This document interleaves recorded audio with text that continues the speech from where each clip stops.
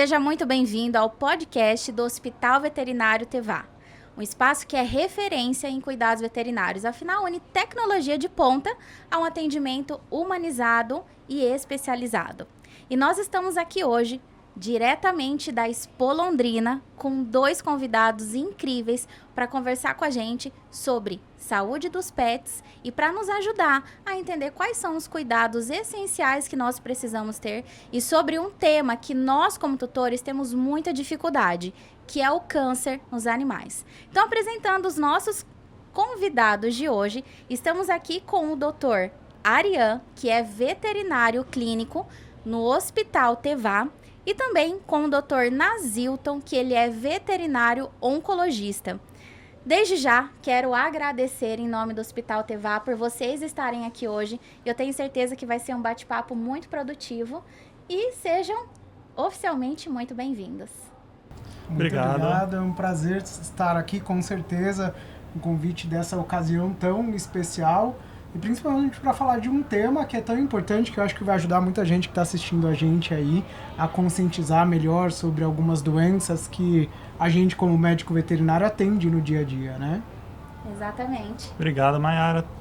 A gente está aqui também para dar algumas dicas, né? Tirar algumas dúvidas que talvez eles tenham e tentar passar isso da maneira mais simples possível para que eles possam realmente entender e a gente tirar um pouco essa coisa técnica que às vezes distancia um pouco, né, o tutor do veterinário.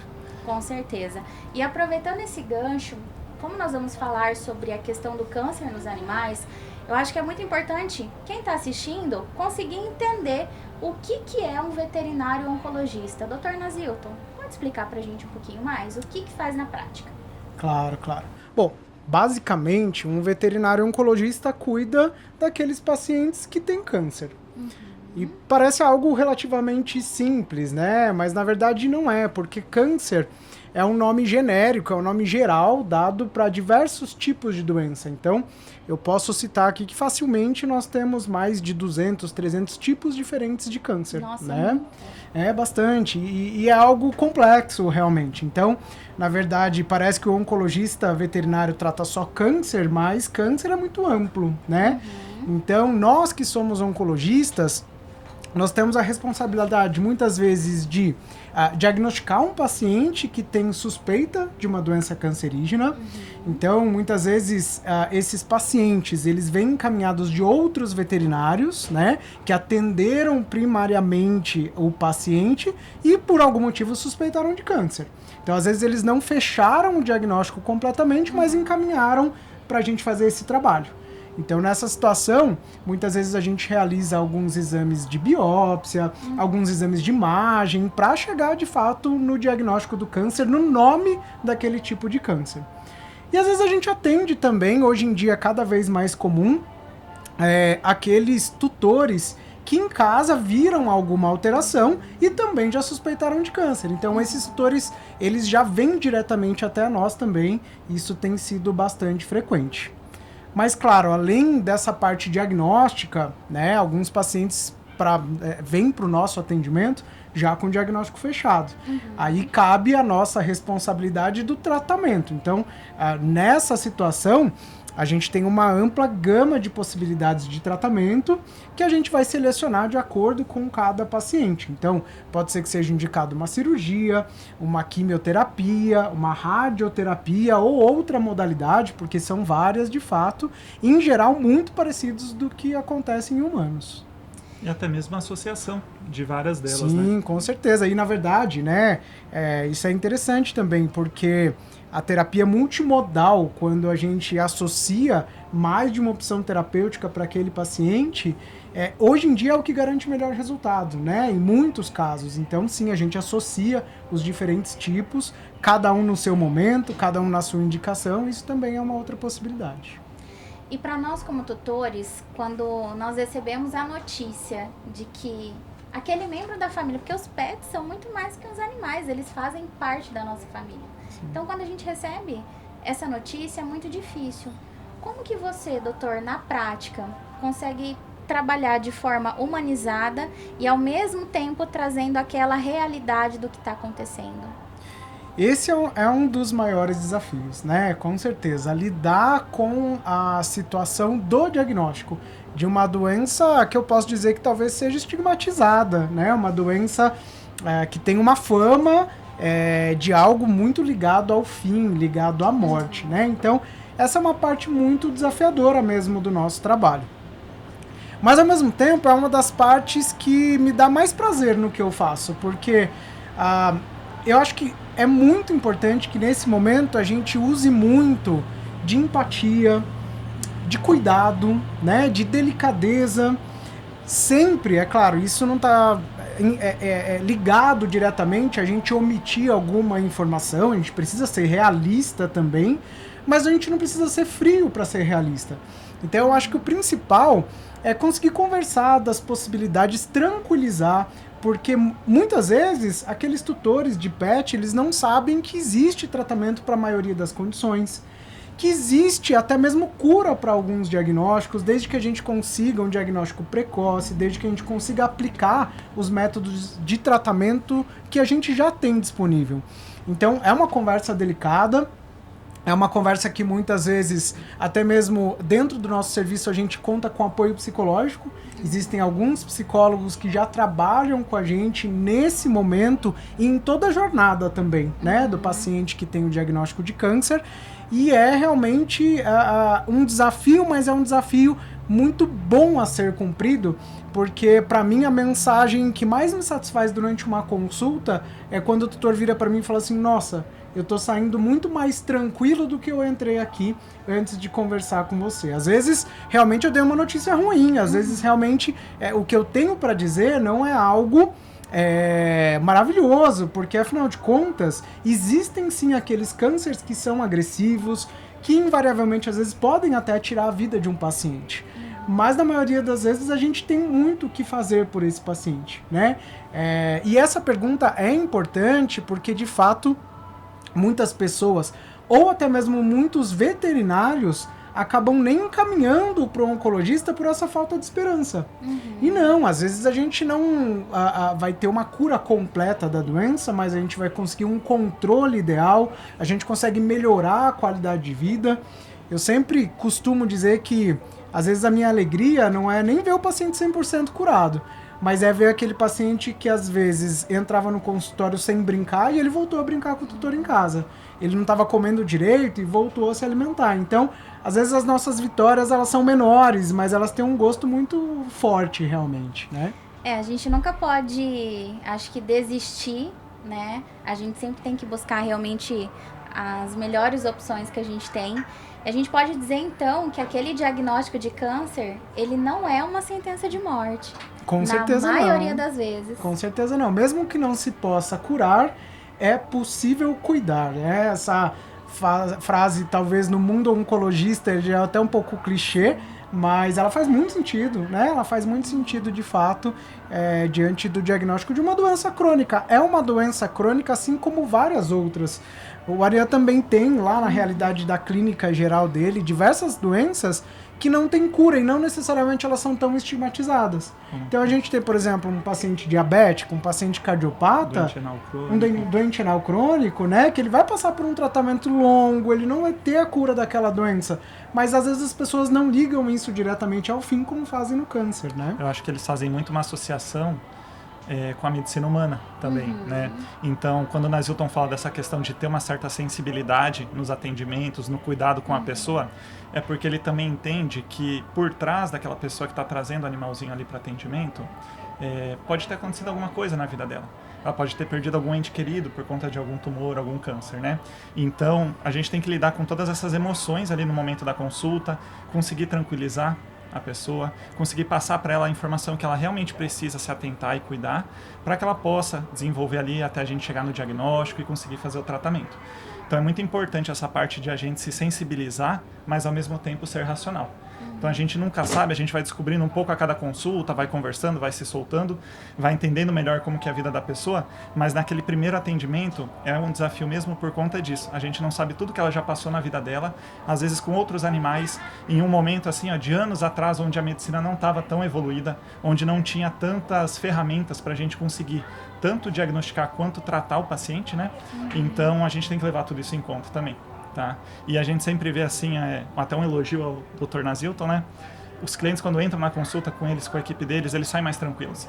A gente normalmente faz o encaminhamento para a equipe de oncologia após suspeitar ou diagnosticar o câncer mesmo, né? E depois que eles conversam com o Dr. Nazilton, eles se sentem bem mais tranquilos, assim.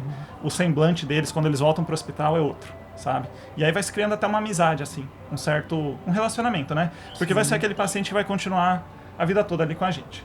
A gente vai fazer o máximo para que essa vida seja longa e com qualidade de vida. E cada momento, realmente, cada detalhe, na verdade, é muito importante nesse momento. A gente está falando aqui já do nosso trabalho em conjunto, né, lá com o Tevá. Hoje nós somos uma equipe de oncologia que presta serviço para o hospital. E uma das coisas que eu faço assim, questão de reforçar a parceria que nós temos é porque o Tevá tem o cuidado até mesmo de transformar um ambiente num ambiente mais tranquilo, mais humanizado. Então toda a logística dos móveis dentro do consultório favorecem esse momento mais agradável durante uma notícia dessa, né? As cores escolhidas dentro do hospital, né? A forma com que os móveis são dispostos, o conforto que proporciona tanto para o paciente como para o tutor durante uma consulta, uma conversa dessa. Eu sei que o Tevá ele preza muito por essa qualidade e é um dos motivos que só reforça a parceria que a gente tem, com certeza.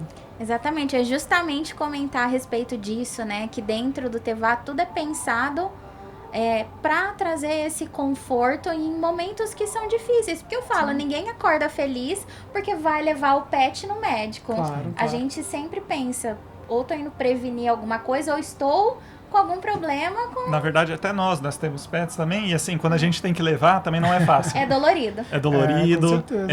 É difícil, você vai descobrir alguma coisa, às vezes você, por ter ali um pouco mais de conhecimento técnico, você vai até sofrer mais, né, por estar descobrindo ali, saber quais as possíveis consequências, mas é aquilo, da mesma forma que a gente tem que se manter calmo quando a gente está com o nosso animalzinho, tem que manter essa calma, essa tranquilidade também para um tutor. Né, que ele não tem esse conhecimento técnico de saber justamente isso que o Dr. Nazilton explicou, de que a gente tem opções de melhorar a qualidade de vida e que sai, em alguns casos, até curar. Por isso que você que está assistindo a gente, não esqueça que qualquer problema, qualquer eventualidade e também de forma preventiva, você pode procurar sempre o Hospital Veterinário Tevá. Ele atende 24 horas por dia e é toda a equipe, pelo que vocês estão percebendo aqui no podcast, eles têm muito amor, muita dedicação e muita competência para cuidar daquele ser que é tão importante na tua vida, na tua família. Inclusive, doutora Ariane, eu queria falar um pouquinho sobre alguns mitos que de repente os pacientes, né, os clientes chegam aí com os seus pets. Por exemplo, a questão do câncer acontece mais em pets que já chegaram numa certa idade ou pode realmente acontecer em pets novos? Jovens, perfeito. Assim, em questão de mitos na medicina veterinária, existem vários, né? Os mais famosos é a questão de dar leite, intoxicação, de tratar um paciente que tem sinomose com água de quiabo. São alguns mitos, algumas conversas que a gente sempre ouviu, desde a nossa formação até agora que a gente já está no mercado de trabalho. Mas, diretamente em relação à questão da oncologia, né, que é o tema que a gente está abordando hoje, o que eu mais percebo assim, dos tutores quando eles chegam no consultório, a primeira coisa é o que o Dr. Nazilton já comentou, essa questão de achar que o câncer é o fim, que não tem mais o que possa ser feito, né? Então, sim, existe cura para alguns tipos de câncer e existe tratamento, né? Da mesma forma que existem para pessoas. Então, vale lembrar que as pessoas, a gente encontra e convive com pessoas todos os dias que estão em tratamento para câncer. E você não vê a família desistindo, a família luta até o final. E como você mesmo falou, Mayara, o pet hoje em dia é um membro da família. Então, cada vez mais a gente vê as pessoas buscando essa ajuda médica, né, ajuda do especialista para conseguir tratar o paciente. Então, basicamente seria isso, né? E também tem a questão da quimioterapia. a quimioterapia também, eu imagino que associada à questão humana, ela é muito levada como uma questão assim, nossa, eu vou tratar o meu animalzinho, mas vai ter muitos efeitos colaterais. O meu animalzinho, ele vai... As pessoas imaginam igual elas, né? Vão perder o cabelo, vão ter sinais gastrointestinais, vão perder o apetite, vão ter alterações nos exames. Então, sim, isso pode acontecer em alguns casos, né? Mas isso é tudo muito bem pensado pelo oncologista e muito bem ponderado. Ele coloca na balança a questão de risco e benefício antes de escolher um tratamento. E justamente ele associa vários tipos de tratamento para ter a menor quantidade de efeitos colaterais possíveis. Eu acho que desse assunto até o Dr. Nazilton vai conseguir explicar um pouco melhor da questão assim da expectativa das pessoas quanto ao resultado desse tratamento e o que normalmente você vê dos seus pacientes. Como que eles chegam no consultório assim, nossa, doutor, mas vai acontecer isso com ele quando tomar quimioterapia, mas ele vai apresentar isso e depois o que ela vê no desenrolar do tratamento, de como que isso é diferente. Isso é muito legal, viu, Mayara? Porque já existem estudos publicados em relação especificamente a isso. Lógico que a condição de ansiedade, a questão psicoemocional, ela existe a qualquer momento. Mas a quimioterapia em si... é pesada. Parece ser o grande problema, né? Muitos chegam pra gente e falam assim, não, mas se precisar de quimioterapia, aí não dá. Aí é demais e a gente não vai fazer. E muita gente se preocupa com isso, né? Então, como eu estava dizendo, existe uma pesquisa que eu tive a felicidade de participar, de contribuir, conduzida na Universidade Estadual Paulista, na Unesp de Jaboticabal, onde nós analisávamos justamente os pacientes que iam para quimioterapia. Então, a primeira coisa que era feita era aplicada um questionário para detectar o nível de ansiedade, um questionário psicológico mesmo, para detectar o nível de ansiedade do tutor antes da realização do tratamento, né? E depois, esse questionário era reaplicado depois da segunda e terceira sessão de quimioterapia. E tudo isso com dados muito científicos mesmo, né? Não era, tá nervoso hoje ou não. Não, era uma coisa bastante validada cientificamente. É impressionante como as pessoas tinham uma diferença de comportamento muito grande ao longo do tratamento quimioterápico. Então, esse artigo já foi publicado em revista científica internacional, com dados muito interessantes, mostrando que realmente há essa ansiedade e que ela costuma desaparecer. Por que ela costuma desaparecer? Porque a quimioterapia não é isso. Porque a quimioterapia não é esse bicho de 7 cabeças que as pessoas imaginam e não funcionam como funciona lá em humanos, sabe? Eu ia justamente te perguntar isso, porque quando a gente ouve, vai ter que passar por quimioterapia, cirurgia, para nós é um sinônimo de sofrimento, justamente porque a gente faz esse link com o tratamento em humanos, e a maioria acaba sendo bem difícil. Não que seja uma jornada fácil enfrentar qualquer tipo de câncer. Claro. Mas assim, o que evoluiu da medicina veterinária que hoje a gente consiga deixar esse período, não vou dizer fácil, mas digamos, mais leve e possível de passar ali junto com o nosso pet? Legal, importante essa pergunta. Na verdade, muita coisa evoluiu, né? Eu posso dizer que, na verdade, talvez nós, da veterinária, nós aprendemos a trabalhar com isso.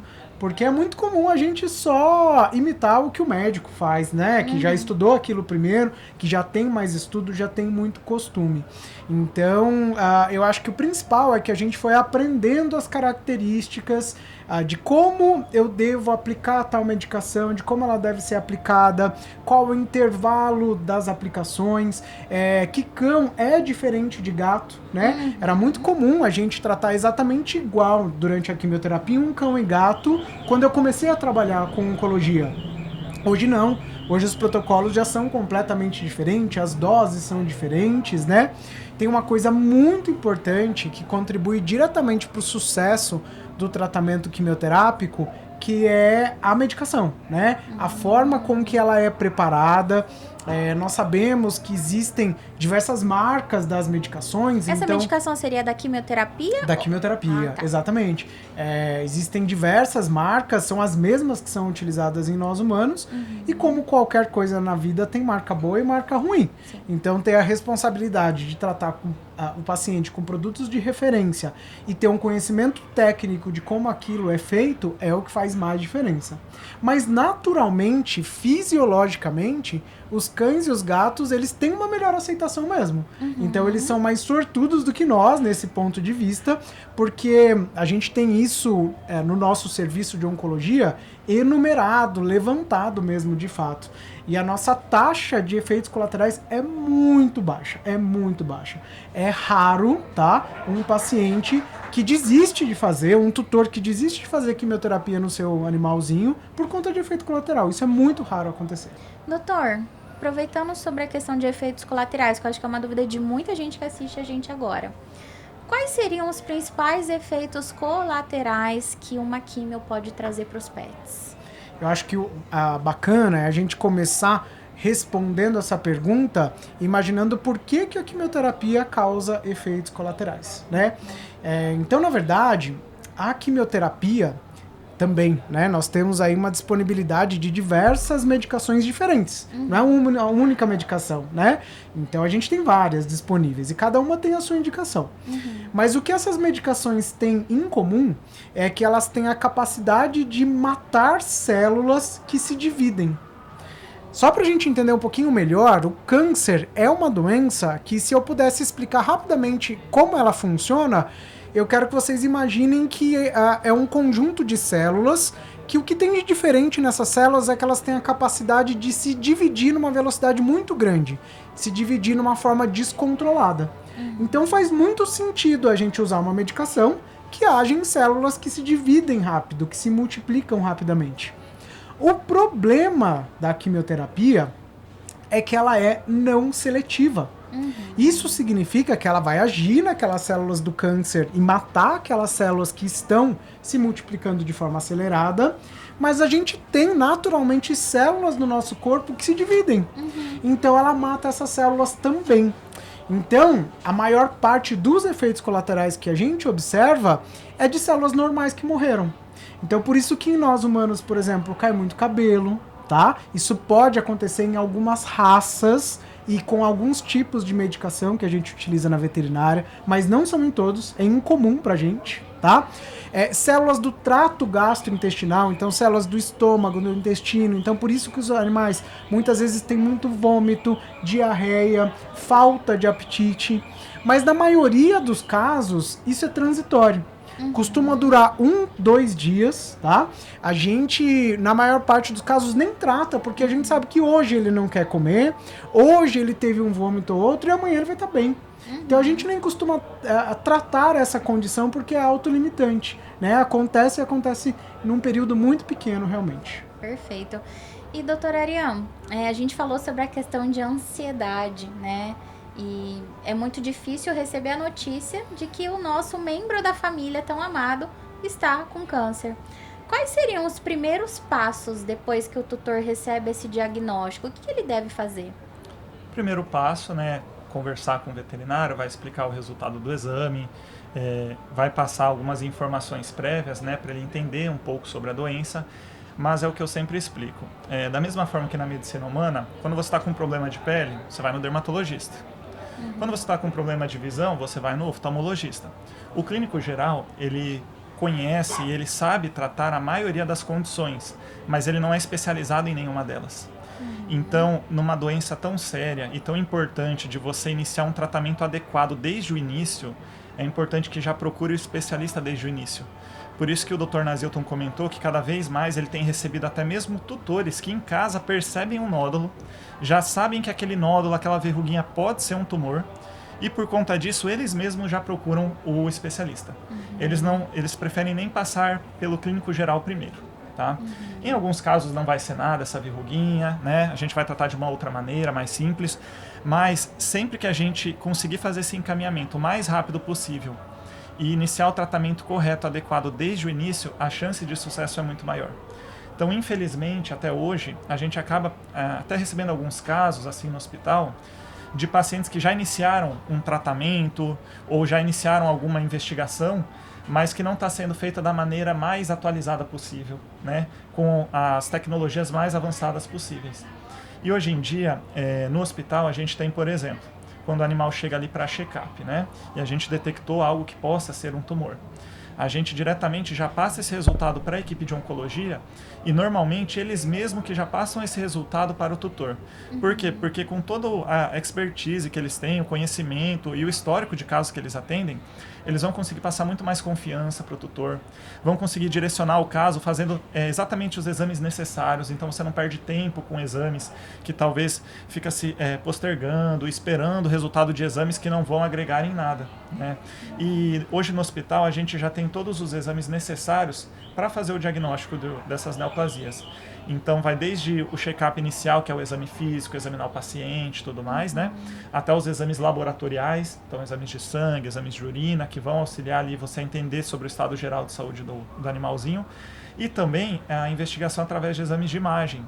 E uma coisa muito importante que com o avanço da medicina veterinária a gente começou a ter isso mais disponível e hoje a gente tem a melhor tomografia da região, são os exames de imagem. Então antigamente era muito comum assim fazer o estadiamento que a gente fala, que seria você entender a distribuição do câncer no organismo do animalzinho. Será que ele está restrito à pele? Será que aquele nódulo que o tutor conseguiu palpar ali, que depois a gente detectou que é um tumor, ele está restrito só ali na pele? Ou será que talvez ele já se espalhou para algum outro órgão? Então, com esses exames de imagem, a gente consegue ter uma ideia melhor disso. Antigamente, a gente fazia apenas com ultrassom do abdômen, da barriguinha, né? Raio-x do pulmão. Só que essas técnicas, elas têm limitações, principalmente em questão de tamanho. Então, pequenas estruturas, tumores pequenos em órgãos específicos, com esses exames é bem difícil de você detectar. E aí, antigamente, o que acontecia? Passava batido. E aí, o tratamento ele era localizado. Ele fazia um tratamento só no local, só ali na pele onde estava esse tumor, por exemplo. Hoje em dia, como a gente já tem a tomografia, a gente consegue detectar esses exames, esses tumores, em fases precoces, em órgãos muito importantes. Então, por exemplo, um dos locais mais comuns que o tumor pode se espalhar, pode fazer metástase, é para o pulmão. E é uma das maiores complicações que o animalzinho pode ter durante o decorrer ali da doença. A gente diagnosticando isso no início, a chance de sucesso é maior. A chance da gente conseguir promover qualidade de vida para esse animalzinho por mais tempo é maior. Então, assim, eu acho essencial o encaminhamento, não diria precoce, mas na fase inicial, logo que você suspeita ou logo que você já tem o diagnóstico, né? E não medir esforços para fazer os exames necessários para você entender como que essa doença está distribuída no organismo. Porque é a partir disso que você vai conseguir delimitar o melhor tratamento, né? E a equipe de oncologia é a equipe que está preparada para isso, que tem todas as ferramentas à disposição, que tem todos os equipamentos e conhecimento necessário para fazer isso, né? Então, não só nós lá do hospital, como todos os colegas veterinários que atendem, às vezes, a domicílio, sabe? É ter um pouco de tato, de sensibilidade nesse momento e saber o momento que, assim, esse é o momento que eu já tenho que deixar o paciente e tenho que encaminhar para um colega que vai estar mais capacitado para cuidar dele. Eu não vou abandonar esse paciente. A gente vai continuar cuidando dele, vai estar sempre junto, trocando informações, e eu vou receber esse paciente de volta, né? Eu vou receber ele melhor do que ele está hoje. Eu vou receber ele talvez curado. E eu vou ficar muito feliz por isso, porque eu consegui, através de uma decisão simples, de encaminhar um paciente para um colega da continuidade, que a gente conseguiu às vezes salvar, né? E curar o animalzinho. Essa ideia, acho que a gente pode dizer colaborativa, né? Que hoje é tão impressa ali dentro do Tevá, é algo também que infelizmente é mais recente pra gente, né? Eu no começo da minha carreira, eu comecei a atender em algumas clínicas, alguns hospitais, que era muito engraçado. Eu achava que ali naquele hospital, naquela clínica, só tinha caso avançado. Ou seja, só tinha caso em que o câncer estava disseminado por todos os órgãos, ou o paciente já vinha com uma disfunção mesmo, uma qualidade de vida muito ruim para mim, e muitas vezes eu não tinha muito o que fazer por esse paciente. E algumas clínicas pararam de me encaminhar caso porque eles notaram isso. Eles falaram assim, poxa, mas aí a gente chama o oncologista e o oncologista também não consegue fazer nada de diferente. Mas, na verdade, o problema estava muito atrás disso. O problema é que eu só atendia casos depois que os clínicos tentavam de tudo dentro do conhecimento deles para fazer o tratamento, o manejo, e realmente era encaminhado para um especialista em último caso, né? Hoje, os tutores já pedem diferente, né? Os próprios tutores já têm essa exigência do especialista acompanhar o caso desde o início, mas acima de tudo a consciência de equipe, né, dos médicos veterinários que estão ali na linha de frente, saber que eles vão poder fazer mais pelos próprios animais se a gente compartilhar isso e trabalhar junto. Isso é maravilhoso, é onde faz a diferença de fato. Exatamente, os animais eles precisam do melhor tratamento possível e é justamente o que uma equipe multidisciplinar e principalmente os veterinários que fazem parte do corpo clínico do Hospital Tevá, então realmente conseguem oferecer tudo isso. E a gente pode dizer então que o tempo conta no resultado desse tratamento. Quanto antes a gente descobrir, maiores são as chances e maior a possibilidade de um resultado positivo. Com certeza, eu coloco aí o câncer como se ele fosse A gente tem uma guerra, afinal de contas, né? Então o câncer, ele está de um dos lados da guerra. Ele é, né, um exército. E aí é fácil da gente entender isso. O que é mais fácil? Eu derrotar um exército que tem 3.000 soldados ou eu derrotar um exército que tem 15 soldados? Com certeza de 15. Exato. Então, por mais que esses de 15 também sejam um pouco fortes ali, a gente consegue resultados muito melhores. Então, ter precocidade, atender no início, ter essa cooperação desde o início, é resultado que a gente vai lidar na maioria das vezes com o exército, com 15 soldados, 20 soldados, né? Invariavelmente, às vezes a gente vai ter esse exército mais desafiador também para cuidar, mas é o que faz diferença, é aquele caso que a gente consegue, de fato, contribuir, né? É ajudar mesmo. E eu queria que vocês compartilhassem um pouquinho mais para nos ajudar a entender o seguinte, já que o diagnóstico precoce, ele ajuda muito no tratamento, quais são esses primeiros sinais, doutora Ariane, que a gente pode começar a notar no nosso pet? De repente um comportamento diferente, parou de comer, ou tá pedindo colo demais e o animal não é assim? Quais seriam esses primeiros sinais de que pode ter um câncer ali? Ótima pergunta, Nayara. Normalmente, o tutor vai perceber aquilo que mais foge da rotina dele. Então, assim, a gente tem perfis de tutores diferentes. Tem aquele tutor que vive próximo do animal, que está com o animal na cama todo dia, que dorme com ele, que passeia 5, 6 vezes por dia porque o animal vive no apartamento e não faz as necessidades no apartamento. E a gente tem aquele tutor também que vive numa casa, que às vezes o animalzinho até tem acesso à parte interna da casa, mas vive boa parte do dia na parte externa da casa, ou é uma família que trabalha muito, viaja muito e não consegue ficar tão próximo ali do animalzinho. Então, os sinais que o tutor consegue perceber vai muito de acordo com o perfil de cada um. Normalmente, esses tutores que vivem mais próximos do animal, têm um contato mais íntimo, eles vão perceber sinais, por exemplo, como o Nazilton comentou, dos nódulos de pele, né, cutâneos. Então, assim, naquele momento de carinho, naquele momento que vai pegar o animalzinho no colo, ele sente uma verruguinha, ele sente algum aumento de volume em alguma região do corpinho, e isso preocupa ele fica observando ali se aumenta, não aumenta, até levar até o veterinário. Outros sinais que eles podem apresentar, principalmente aí em questão de animais idosos ou que essa doença já está num estágio mais avançado, é a questão do emagrecimento, da perda do apetite, tá? E qual que é a grande questão que a gente precisa pontuar nisso? Esses sinais de perda de apetite, emagrecimento, às vezes falta de ar, eles são facilmente confundíveis com outros sinais de outras doenças, né? Então a gente tem outras doenças que causam esses mesmos sinais.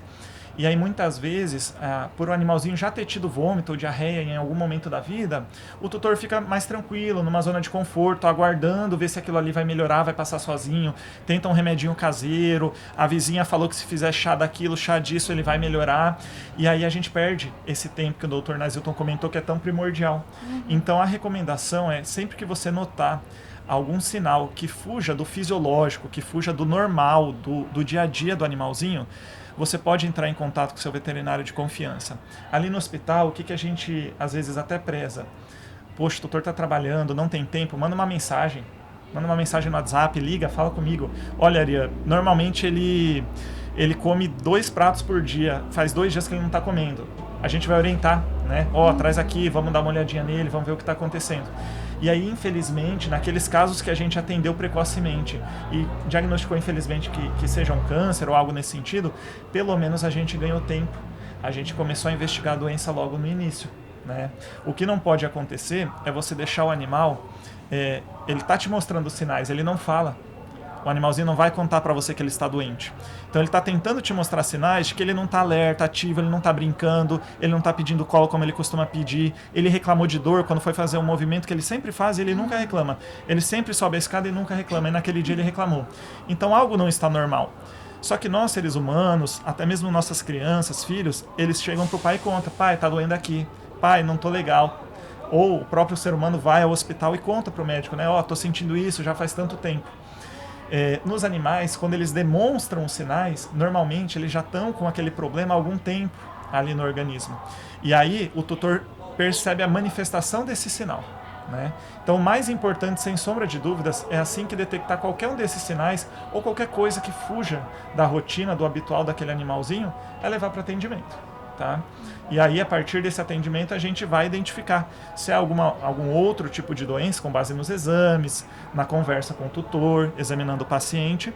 A gente vai identificar se é alguma outra doença ou se pode, infelizmente, ser um câncer. E mesmo que seja, a gente já consegue dar a destinação correta. Para onde que esse paciente vai, qual o exame que ele vai fazer e, como o Dr. Nazilton falou, combater, né, tentar sair na frente dessa guerra, tá com o exército preparado antes. Né? E isso com certeza faz diferença na eficácia do tratamento. Lógico, a gente nem sempre vai vencer a guerra, por mais preparado que a gente esteja, por mais soldados que a gente tenha do nosso lado, mas as chances são muito maiores. Então, se você é um tutor que você se preocupa realmente assim com o seu animalzinho, qualquer sinal que ele tiver, entre em contato, manda uma mensagem, leva ele para a gente fazer uma avaliação. Você pode ter certeza que você não vai se arrepender disso no futuro. E Dr. Nazilton, partindo desse princípio de que nós temos que ter esse olhar atento também para os nossos pets, qual que seria o papel do tutor nessa rotina, seja de alimentação, medicamentos, desse olhar atento para os pets? Esse papel é um papel que, na verdade, o tutor assume desde o momento em que ele decide ter um pet, né? Então, por detrás daquele pet vem muita coisa em conjunto. Então vem uma responsabilidade muito grande, lidar com um ser vivo, né? Um ser que vai sentir fome, um ser que vai sentir saudade, que vai ter um dia de estresse, que vai ter um dia feliz, né? Que pode destruir a casa. Então, na verdade, a maturidade de uma pessoa, a partir do momento que ela adota, compra, seja lá o que for, né? Adquire um pet, ela é muito grande. Então, entra muito uma responsabilidade da parte da saúde mesmo, né? Há uma dificuldade maior, como a Ariane disse, da detecção desses problemas. Então, vou compartilhar até uma coisa que aconteceu comigo essa semana passada. Eu recebi uma mensagem no meu WhatsApp de uma conhecida, que mandaram perguntar para mim, nem era a pessoa que estava perguntando para mim, se poderia dar uma vitamina para uma cadelinha que já era um pouquinho velhinha, porque ela não estava comendo há 3 dias.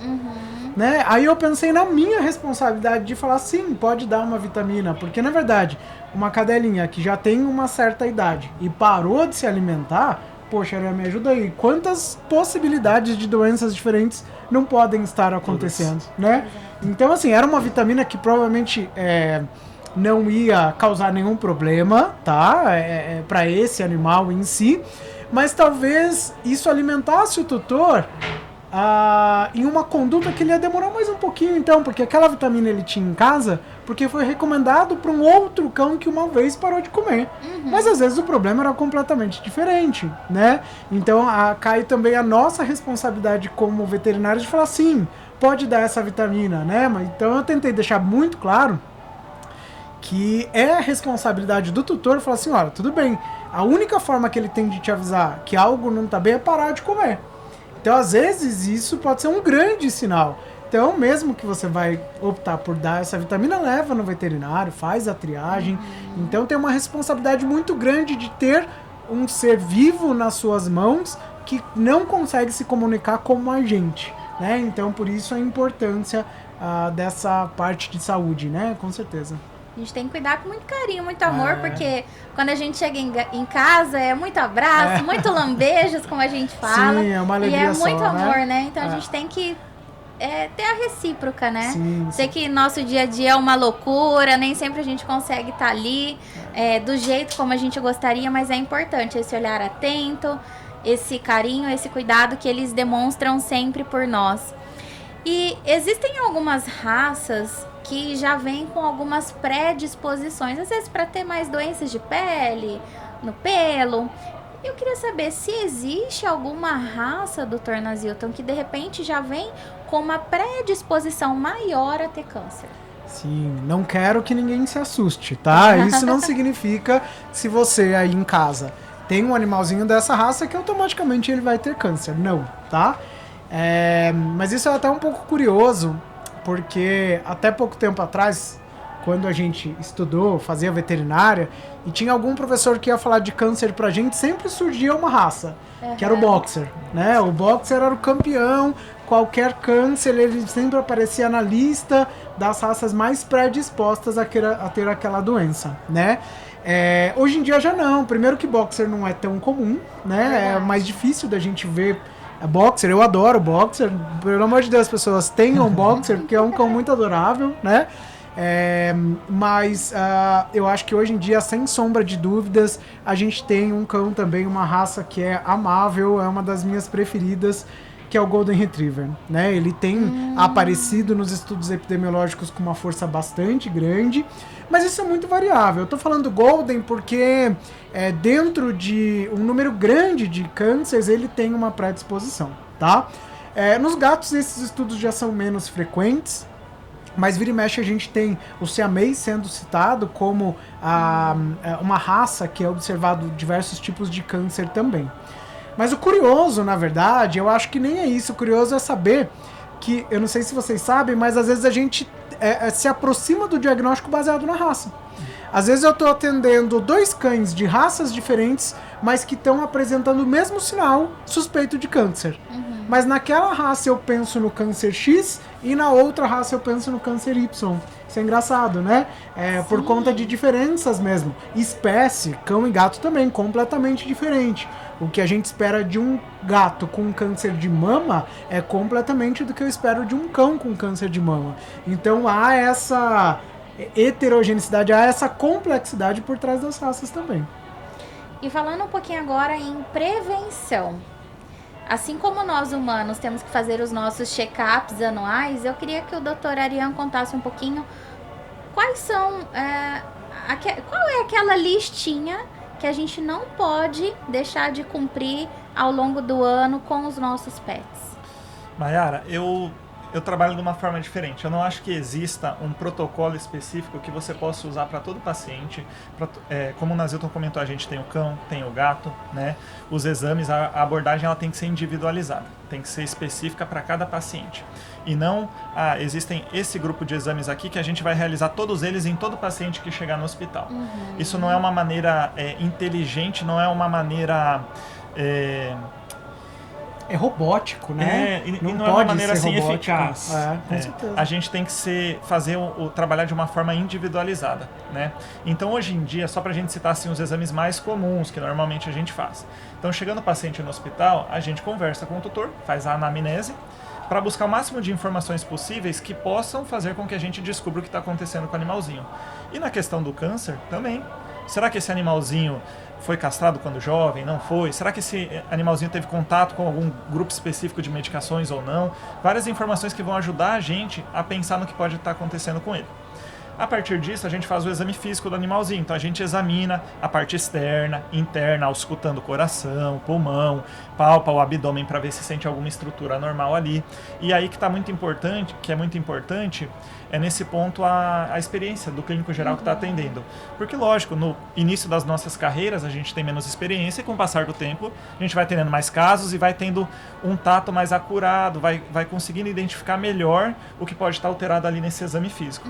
A partir dali que a gente vai bolar a gente vai pensar no que a gente vai fazer de exame para aquele paciente, conversar com o tutor. Basicamente, o que a gente faz bem de rotina mesmo são os exames de sangue, né, exames de urina e principalmente os exames de imagem, então ultrassom do abdômen e radiografia de tórax. E esses exames a gente tem todos no hospital disponíveis. Então eu acho também muito importante, uma coisa que antigamente era feito de uma maneira assim, o animalzinho era atendido num lugar, daí o tutor tinha que pegar o cãozinho, levar para outro local para fazer o raio-x, levar para outro local para fazer o ultrassom, outro local para fazer o exame de sangue. Com isso, além de perder tempo, você faz com que o tutor fique frustrado. Desgasta a gente. Ele está cansado daquilo ali. Exato. Então, você ter tudo isso numa estrutura só é muito vantajoso, tá? E como eu comentei também a questão da tomografia, por ser um exame muito mais avançado do que os que a gente tinha até então, para tentar detectar precocemente algumas dessas alterações. Mas uma coisa que eu quero deixar bem frisada, assim, bem importante, não existe uma lista de exames que você vai fazer no seu pet que você vai ficar tranquilo que fazendo essa lista de exames ele está saudável e nada vai acontecer com ele. Então a melhor maneira de você conduzir essa investigação é levando para check-up. Não precisa ser algo tão frequente, você não precisa levar o seu animalzinho todo mês, a cada 3 meses, mas o que a gente recomenda, principalmente quando eles são jovens, que a chance do desenvolvimento de doenças crônicas, essas doenças mais graves, são menores, não é que não podem acontecer, mas são menores. Pelo menos todo ano, quando vai vacinar o animalzinho, já faz um check-up, né? Já pergunta para o seu veterinário de confiança se precisa fazer algum exame naquela etapa de vida, para aquele paciente específico, se é fêmea, se é macho, né? E aí a gente vai orientando da melhor maneira possível. Quando esse animalzinho vai chegando na idade mais idosa, que normalmente ali para os cães a gente fala a partir de 7 anos, por exemplo, esse check-up, essa observação, essa vigilância, ela tem que ser mais intensa. Porque como são doenças crônicas que tendem a acontecer com o passar da idade, talvez elas já estão acontecendo no organismo há algum tempo e não foram detectadas, ou elas vão começar a partir de agora. E aí aquela velha questão que a gente já comentou, que o tempo é primordial. Então, quando o animalzinho é idoso, a gente pede para pelo menos a cada 6 meses fazer um check-up. Tá? E esse check-up, inicialmente, o que é? É uma consulta. Passar pela consulta e a partir de então a gente vai direcionar o melhor caminho. Tá? As pessoas elas ficam, às vezes, com uma visão de que, nossa, eu vou ter que levar meu animal lá, vou ter que fazer um monte de exame, e muitas vezes não. O animalzinho vai para o check-up, você faz um exame de sangue para aquele animalzinho específico naquela faixa etária, raça e gênero, já é o suficiente.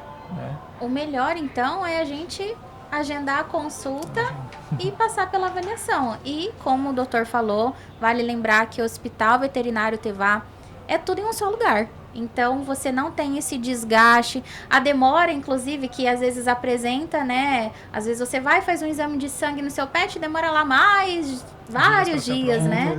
E no hospital não, a gente consegue ter uma agilidade muito maior em relação a isso. E como vocês perceberam, o tempo conta muito. E, inclusive, comentando essa questão, a gente está falando muito aqui de oncologia, né? Porque estamos com a presença do Dr. Nazilton, mas também de outras doenças. Então, lá no hospital, nós temos não só a equipe de oncologia que atende lá, então eles atendem lá no hospital, fazem os atendimentos lá, se for necessária a cirurgia, eles podem realizar lá também, mas das outras especialidades também. Então, muitas vezes esse paciente vai chegar com aqueles sinais que a gente comentou que são comuns.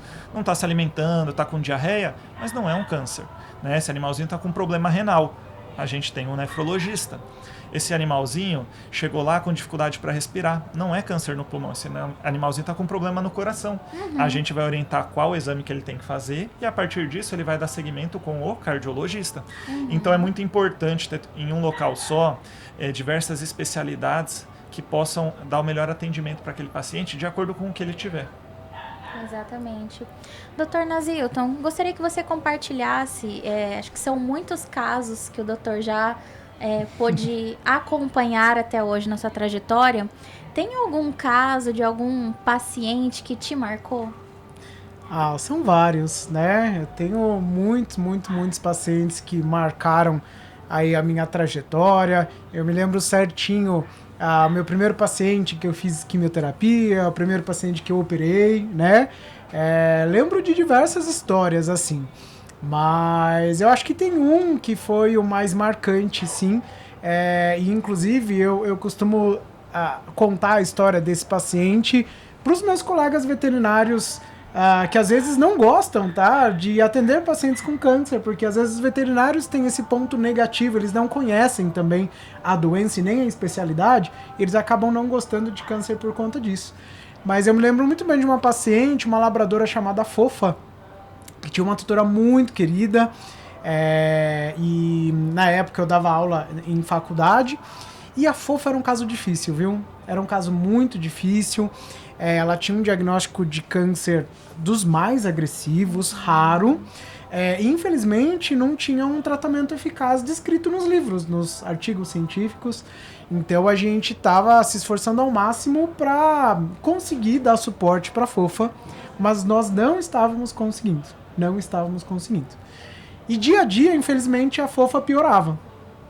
E eu visivelmente estava muito incomodado com isso, né? Porque nós não somos formados para admitir que nós estamos perdendo para a doença. Do contrário, a nossa formação é para ganhar, né? Para vencer aquela doença, para proporcionar qualidade de vida. E eu incomodado com essa situação. E a tutora da Fofa, vou me permitir dar o nome dela, Tânia, ela chegou para mim e falou assim, mas eu não estou entendendo por que você está incomodado. Falei, nossa, Tânia, eu tô incomodado porque eu não tô conseguindo fazer nada por ela. Ela falou, olha, tudo tem um limite e tem coisas que realmente não existem em tratamento. Eu quero que a Fofa, ela seja o tubarão na sua vida. Eu falei, tubarão? Por que tubarão? Ela falou, você nunca ouviu aquela história, o que os japoneses lá no Japão fizeram para conseguir consumir peixe fresco? Eu falei, não. Eu falei, é o seguinte, os japoneses, eles gostam bastante, né? A cultura japonesa gosta de consumir peixe e lógico que eles têm preferência por peixe fresco. Só que com o passar do tempo, o peixe fresco ficou cada vez mais difícil de se conseguir.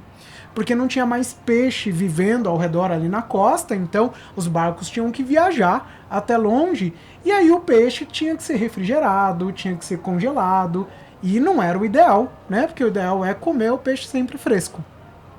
Então eles pegaram alguns navios, criaram piscinas, aquários, né, tanques dentro desses navios, e eles colocavam o peixe lá e colocavam um tubarão.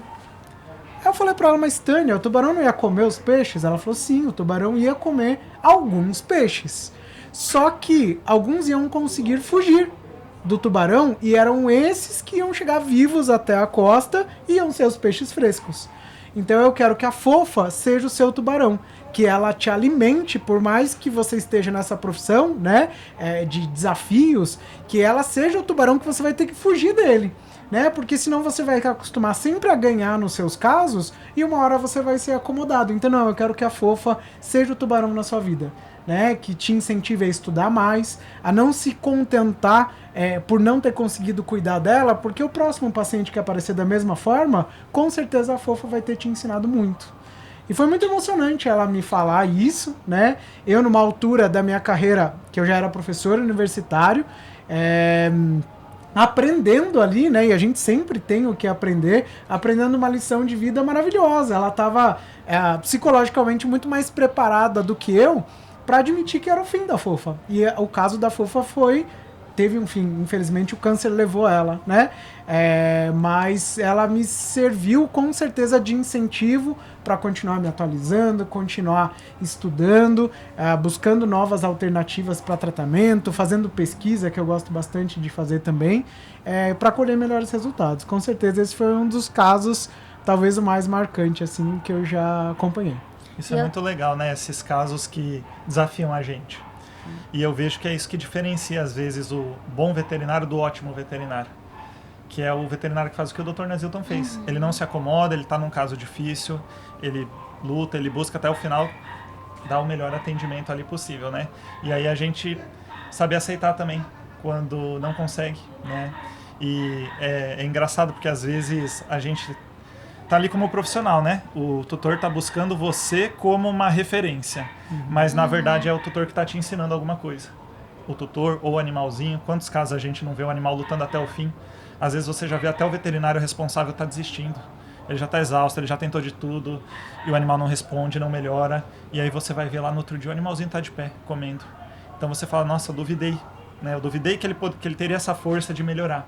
Então acho muito legal isso pra gente levar como lição de vida também, né? Desse exemplo que tanto os animais dão pra gente, quanto alguns tutores, né? Algumas mensagens, é uma palavra, é alguma coisa que eles falam, é um olhar, é uma despedida às vezes, que você aprende muito, você continua evoluindo, né? Na profissão. E qual o caso que mais te marcou e falou assim, eu tô no caminho certo, eu quero ser veterinário por todos os dias da minha vida? Então, eu acho muito difícil, assim, selecionar um caso. Eu não tenho uma história que me vem à mente agora, assim, igual o Dr. Nazilton contou.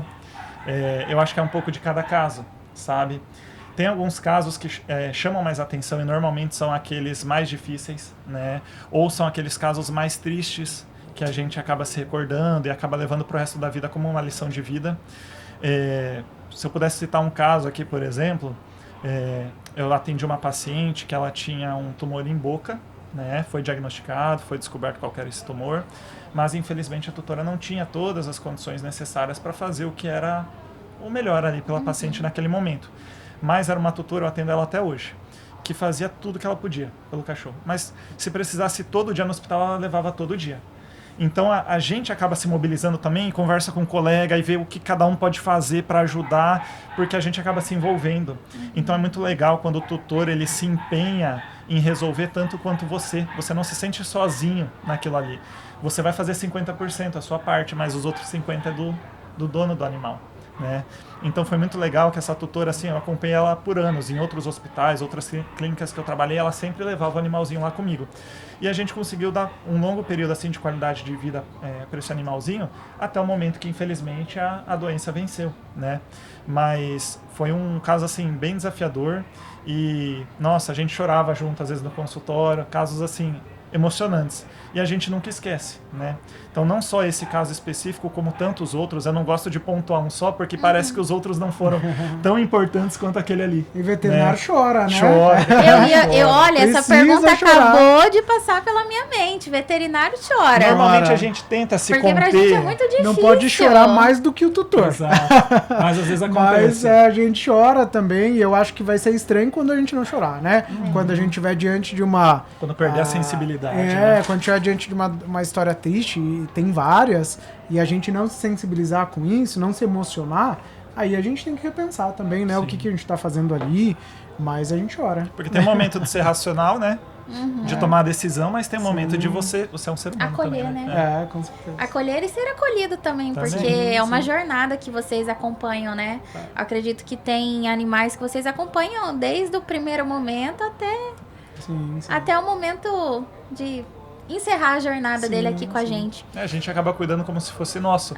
E quanto mais tempo você passa com ele, mais vínculo você cria. Sim. Tem animais que voltam pro hospital, eles vêm correndo, pedir carinho, tudo. Você não consegue entender. Ele vem no hospital, você às vezes coloca o termômetro onde ele não gosta. Você colhe sangue dele, você precisa furar ele. Você precisa fazer uma medicação que às vezes dói um pouco. E ele volta ali correndo. Ele volta feliz pra brincar com você. Lógico, tem aqueles que fogem do Que hospital, são meio... né? Mas é muito legal isso, muito legal. E, Dr. Nazilton, estamos chegando ao fim desse podcast que, assim, sem palavras, acredito que vai ajudar muitas famílias, muitas dúvidas, vai nos ajudar a ficar mais atentos também nos nossos pets. Então, como nós estamos chegando ao fim, eu gostaria de uma mensagem final. Dr. Nazilton, eu queria que você deixasse aquele recado para aquele tutor que, infelizmente, recebeu o diagnóstico de câncer e precisa agora ter forças para essa jornada. Eu acho que o principal recado que a gente pode colocar aqui é para essa pessoa não se sentir sozinha. Para ela não achar que está tudo perdido, que não há nada a ser feito, ou o que tem a ser feito envolve muito sofrimento. Não, hoje a gente felizmente já tem condições de tratamentos bastante humanizados, e mesmo que depois de toda a conversa fique decidido que nenhum tratamento vai ser instituído, isso não é problema nenhum. A gente também pode continuar junto, mesmo sem um tratamento direto para aquela doença. Então, é se manter calmo. É um momento em que muitas vezes o animal não sabe o que está acontecendo com ele, a referência que ele tem, se está acontecendo alguma coisa errada ou não, é o próprio tutor, né? Então, o paciente, o animal, ele vai precisar de boa energia, de pensamento positivo, né? Ele vai só vai perceber se alguma coisa estiver errada mesmo se o próprio tutor estiver sinalizando isso para ele. Então, se todo mundo se sentir acolhido e ter a certeza que há uma união de forças e todo mundo, se você recebeu, por exemplo, a indicação de um oncologista que o tratamento é cirurgia, ou é uma quimioterapia, ou é uma radioterapia, é porque ele estudou e está apto a te dizer que isso é o melhor para o seu paciente, né? Então, acreditem nos profissionais que vocês procurarem, acreditem no serviço e não se sintam sozinhos nesse momento. E qual a sua mensagem, doutora Ariane? Tem uma coisa que eu sempre falo, assim, para todo paciente que eu atendo e que eu suspeito de câncer, mas principalmente quando confirma, né? E quando eu faço o encaminhamento desse paciente pro Dr. Nazilton, que ele não sabe que ele tem câncer, tá? O seu animal, ele não sabe que ele tem câncer. Ele está feliz, ele está brincando, ele não sofre desse fator psicológico que nós humanos temos. Então, para o ser humano, receber uma notícia de que tem câncer, às vezes é uma notícia devastadora. Vem todo aquele histórico de tudo que ele já viu em filmes, televisão, toda essa coisa que a gente vai aprendendo ao longo dos anos. O animalzinho, ele não tem isso. Então, ele não sabe que ele tem câncer. Enquanto ele não sabe que ele tem câncer, ele não está sofrendo por conta disso.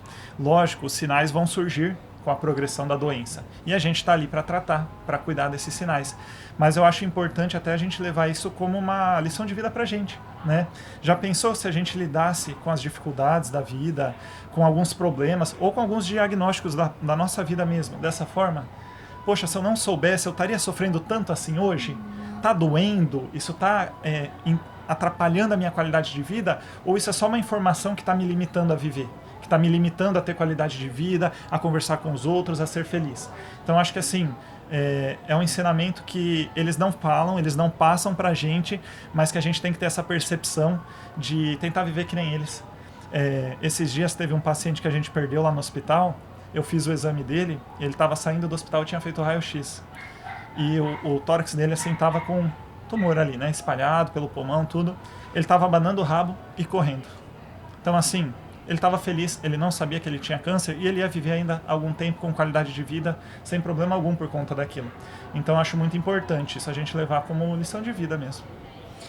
E agradeço muito por vocês estarem aqui com a gente, terem compartilhado tantas informações, foi um momento muito enriquecedor. E eu acredito que o que a gente pode levar de principal mensagem nesse podcast é que o diagnóstico precoce ele vai nos ajudar a ter melhores chances, que a gente precisa realmente confiar no profissional e que o Hospital Tevá está aí de braços abertos com uma equipe maravilhosa para atender você, o seu pet. E a gente não pode esquecer nunca de ser humanos, né? E acho que a gente aprendeu muito agora, principalmente no final, que a nossa ansiedade, o nosso emocional vai interferir muito também em como a gente vai lidar com tudo isso. Então, lembre-se sempre que o Hospital Tevá está de portas abertas para te acolher, para te ajudar e para cuidar do seu pet. Agradeço mais uma vez de coração por esse momento especial. Continue acompanhando o podcast do Hospital Veterinário Tevá, que tem muito conteúdo. E lembrando que a informação de qualidade é o melhor que você e o seu pet pode ter.